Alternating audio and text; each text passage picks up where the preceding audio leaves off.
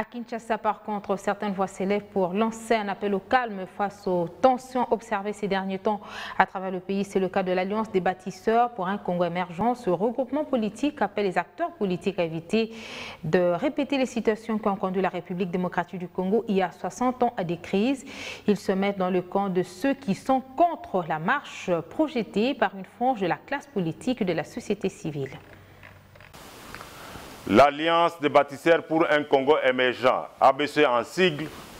a suivi avec beaucoup d'indignation et stupéfaction des assauts répétés et les agressions perpétrées contre les députés nationaux et la destruction méchante des biens meubles et immeubles des personnalités du Front commun pour le Congo par le hors-la-loi ainsi que l'occupation illégale du siège du Parlement pour les empêcher d'exercer pleinement leurs prérogatives constitutionnelle. L'Alliance des bâtisseurs pour un Congo émergent condamne vigoureusement ces comportements indignes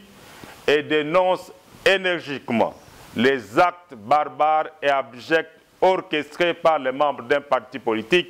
qui prétend être le chantre de la démocratie et de l'état de droit. En effet,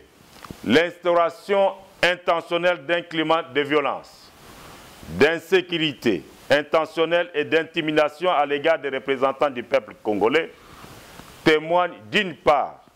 de la version d'une certaine caste politique envers la majorité parlementaire du Front commun pour le Congo et révèle d'autre part la volonté affirmée de ces derniers de bâillonner les débats démocratiques et l'émergence d'une culture politique dans le seul but de ternir l'image et la réputation du Parlement élu. Après 60 ans d'indépendance émaillée des drames, des rébellions, des sécessions et de violences de toutes sortes, les acteurs politiques congolais doivent tirer en toute logique les leçons de ces chaos historiques pour s'abstenir irrémédiablement de tout recours à la violence aveugle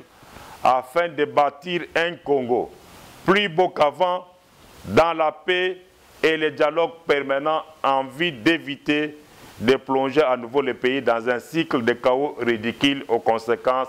incommensurables.